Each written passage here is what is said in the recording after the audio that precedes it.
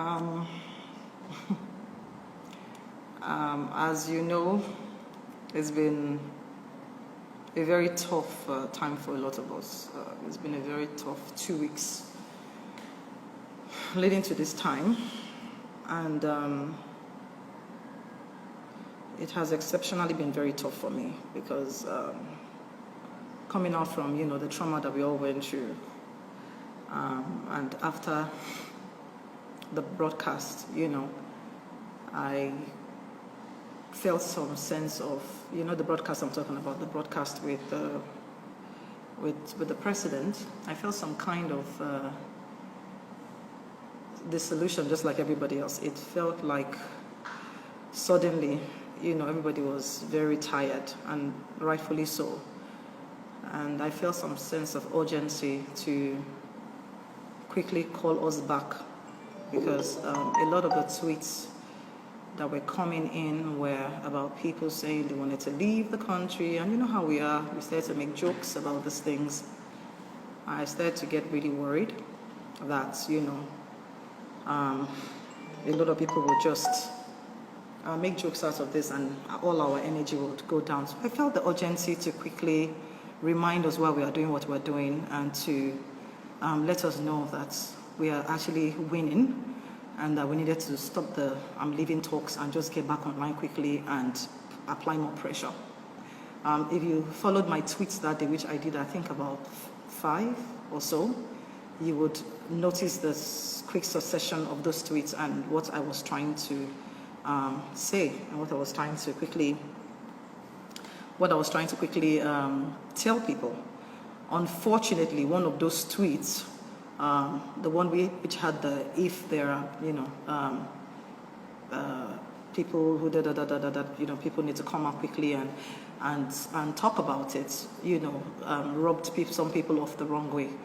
After all said and done, I realized that a good portion of people actually understood what I was trying to say. A lot of people actually understood what I was trying to say. A lot of people reached out later and said they understood what I was saying. And so I was very confused as to why people thought that I would mean any harm. If you have been following me, you would know where I stand. I have never hidden my voice. I have never hidden my intention. I have gone through a lot of persecution. I just don't come online to talk about them. I have been an activist for 15 years. Before it even became something that's, is all over the social media and stuff like that. I've been fighting. And I have been attacked many times. Some of you have seen this attack. Some of you have had to, support me or, help me out and stuff like that. And there are some attacks that I've never even come online to talk about.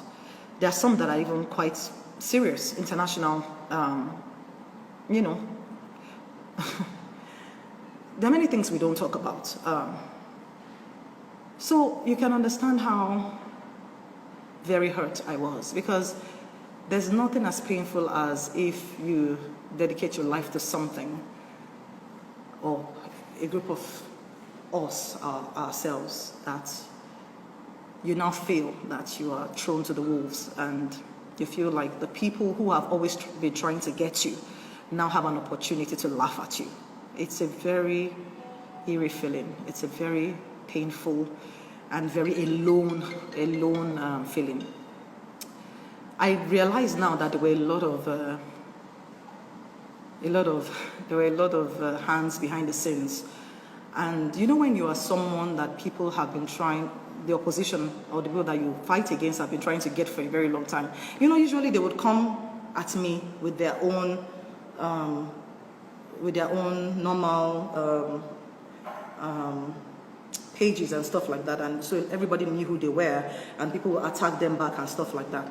But obviously we are in different times, and the whole system and the whole thing has changed. I guess the easiest thing to do right now was to go from behind and act like they're my fans as well, and attack me from that standpoint. So that way it makes it look more organic. It makes it look like, it's her fans that are attacking her, so that everybody can join on, knowing fully well the times I'm not saying that what I wrote was perfect. It could have been worded differently. But if you notice, when I kept talking, the reason why I said that was because we had some information that they were going to come out and deny that they were anybody's.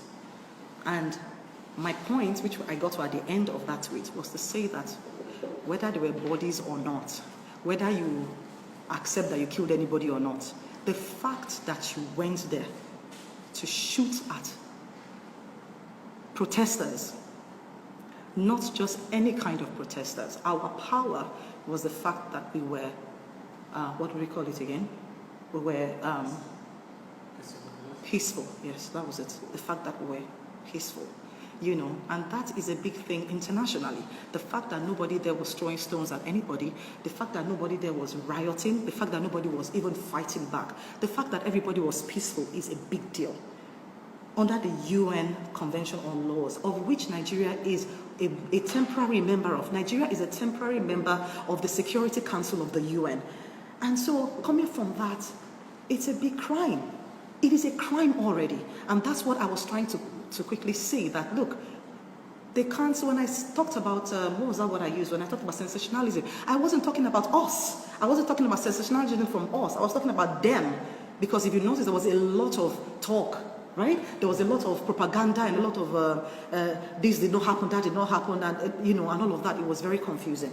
And I was trying to say, they can't let them not slow us down, because whether that or not, the most important thing is you went there and they already accepted. Remember that they already accepted that yes, the military went there to go shoot. So they can't deny that.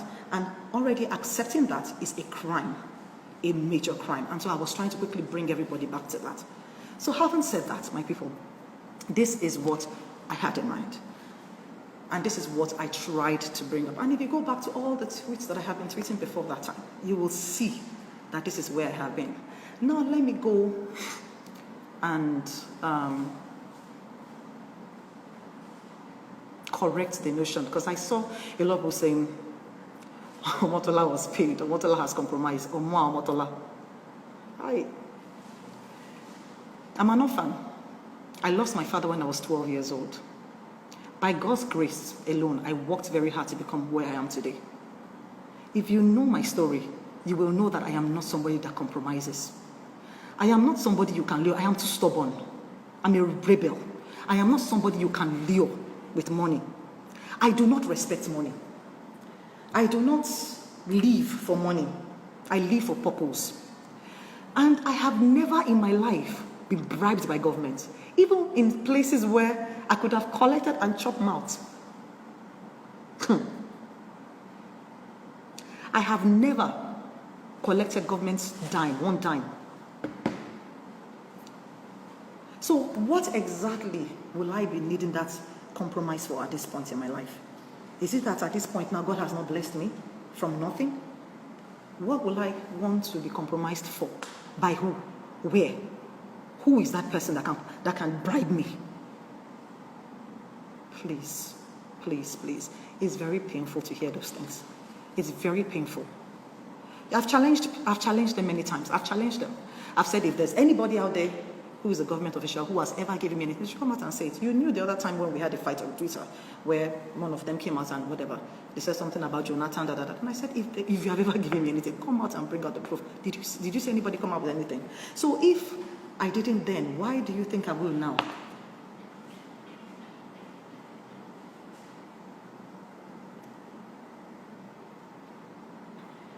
You know? The strategies are elaborate. The strategies to discredit everybody's voice. If you are very attentive and you are very, very observant, you realize that it's not today that this strategy started. It's the strategies evolving. It's becoming more and more dangerous. I realized eventually now, after I took time out to, because sometimes when you're in a war front and you feel like the war is hot, it's only wisdom for you to retract and go and understand what's going on. And so I realized eventually that the strategy has changed and it is very elaborate. I beg you, please, people.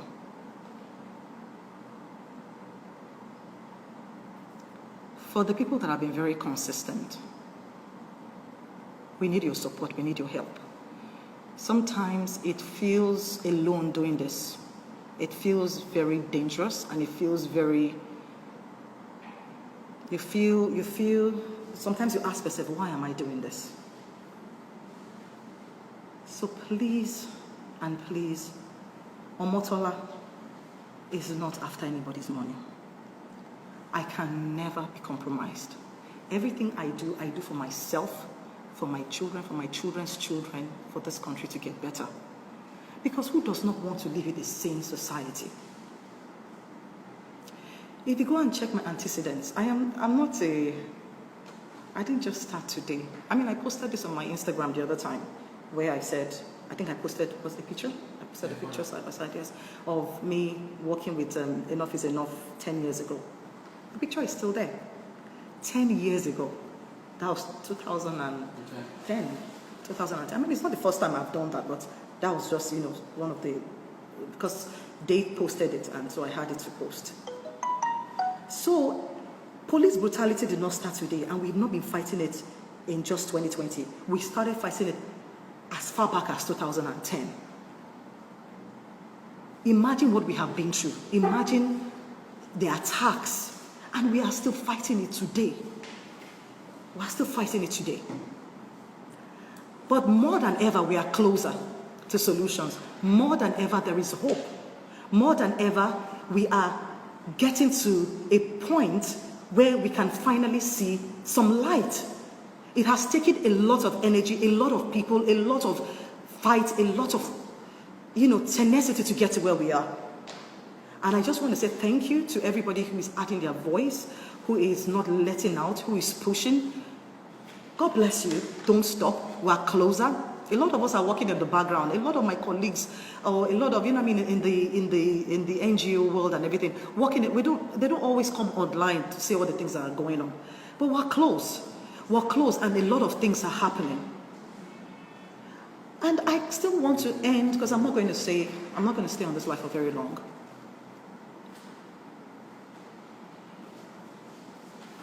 I want to say that.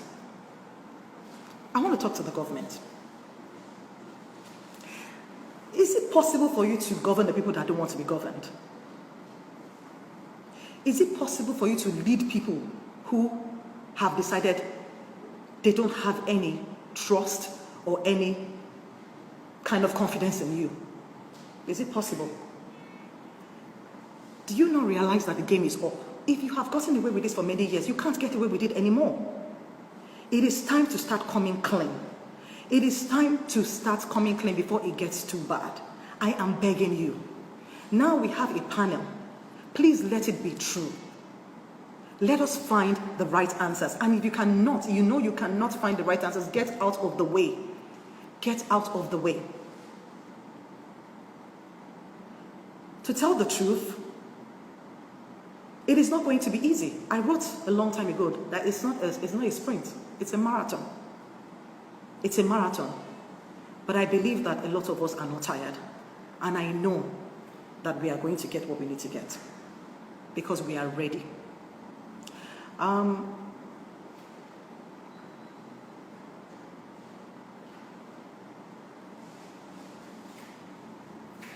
on the comments now.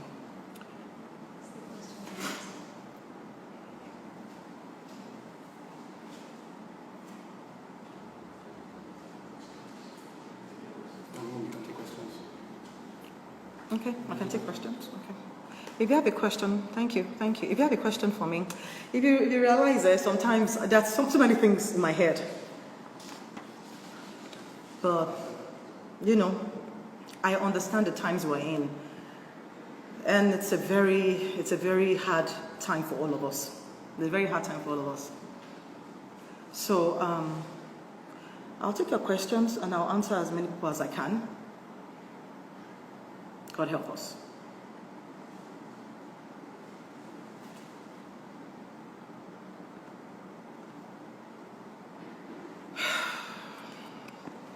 Do you want to answer some of these questions? Okay, what is this?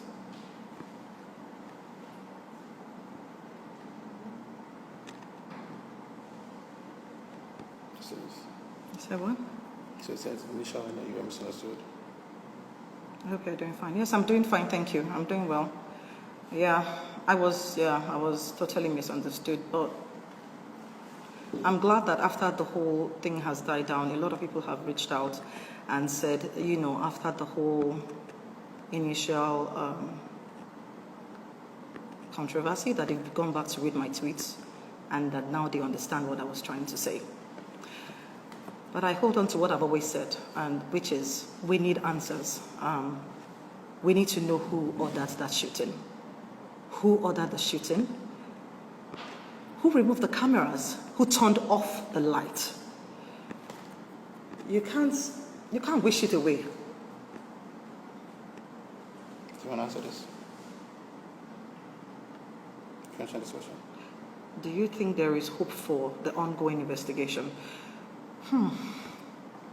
I'm a very optimistic person, and I believe that by God's grace there will be some kind of report. The question was if I have hope for the ongoing investigation. I mean, there are credible people there that are representing us. There are strong voices, and so I believe that things are going to come at them. Things are going to come at them, but I know they are strong people and they'll be able to withstand. Do I feel like this will bring out the kind of results that we want? I hope so. I really hope so. But I feel that the climate is different, and I feel we are at a time when nobody's going to let go.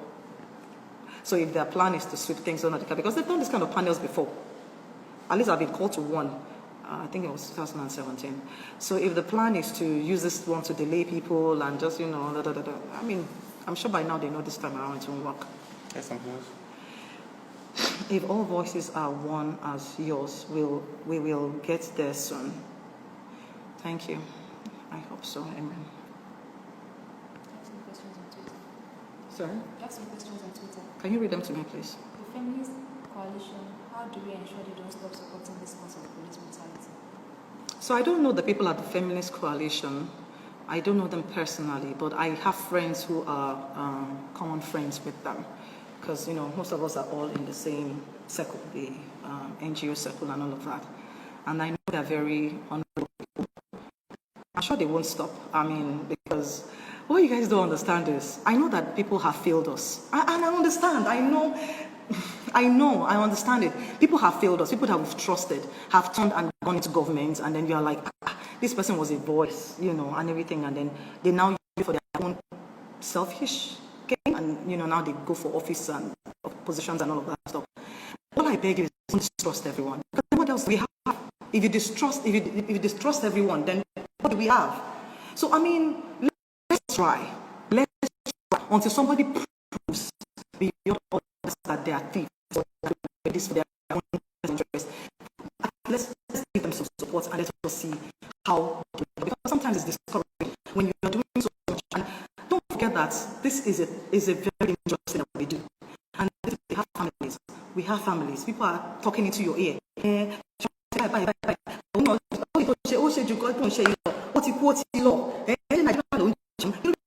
have families calling you, telling you what is wrong with you. It's a lot. And so when you feel like you're doing this, and sometimes you feel like the people that you're doing it for, because you're doing it for yourself anyway, but you feel like you wish that they will support you and they throw you on the house. It just feels like it's really hard. Sorry, I can't say it. The international community are doing about that. I investigate. Like I said earlier when I did my opening speech, Nigeria is part of a temporary member, by the way. Nigeria is a temporary member of the UN, what do you call them now? Sorry? Yeah, they're peacemakers. Nigeria in 2013, yes, sent the fifth highest troops, for UN missions, of which I was on one of the missions to go see our troops in Liberia. I'm sure some of you can pull up those pictures, of me taking pictures with them in Liberia and all of that. And this is how strong Nigeria has been. So Nigeria is a temporary member of the Security Council. So it's a big deal. So trust me, they can't get away with this. And they know the repercussion, and that's why, they're trying so hard to change some of the narrative. But thank God we're not letting go. And you can't change it because it's there. And there's proof. There is proof. So yes, the international community is doing a lot. I don't know, I'm not privy to everything, so I can't say so much. I can only say to what extent, I know. And I know that it's going on.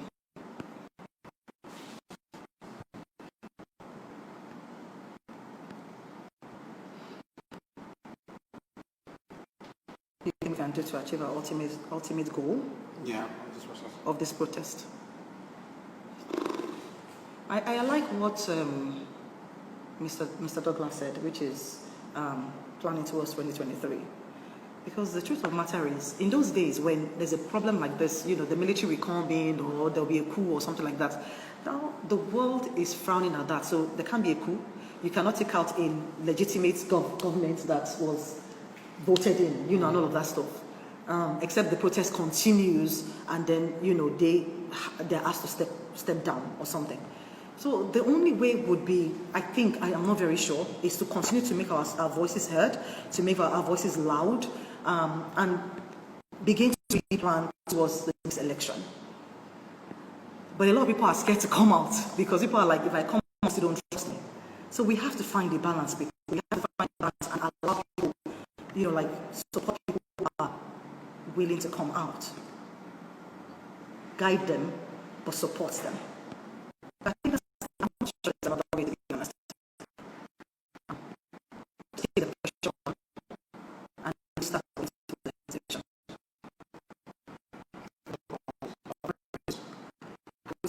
Engage people in community for that question so that they know we are for them and not against them. You have a suggestion? What are you going to say? You're going to say something? Oh, okay. To be honest, I think we have to start now, and I think this generation is doing a good job at that. I saw something before because I went off Twitter, I went off social media for like a week. I just needed to be with myself, and I was under a lot of, sometimes you just need to go, step back, So I have not seen a lot that's happening. So please forgive me if I'm not current. I don't know a lot that is happening right now, but I know before I went off, I saw that there were some calls for bodies to now start to go to the grassroots. That at the end of the day, what is the point of all of this we're doing if people in the grassroots don't really understand politics, right? Yeah. Don't really understand. So I know that also as celebrities, we have a lot of work to do. I think we need to start doing a lot of PSAs, and we need to go to the market, we need to go to the grassroots, start to talk to them and engage them. 1 minute. So I think we need to go and start engaging people. And engage people wherever you are. Don't think that, okay, my houseboy. Oh, I'll give an example. In my own house, for example, the security people in my neighborhood, we engage them. And a lot of them you'll be very surprised that a lot of people are actually activists. They are real activists in their hearts, but sometimes they feel like people don't care what they have to say. So I think just engage everybody that you can engage. Engage everybody around you. It starts with that as well. I think this is the most important question. Yes, the most important question, and this is how I am still going to end this, is who ordered the shooting? Who ordered the shooting? To be honest, I believe that we might need even the international community to come in, because I really doubt if I ordered the shooting, if I will hang myself. I don't want to say more than that, if you know what I mean. So we need to know who ordered the shooting of peaceful protesters at the Lekki toll gate. There is no escaping it. There is no escaping it. And the earlier we can answer this question and move on, the better. God bless us. God bless Nigeria.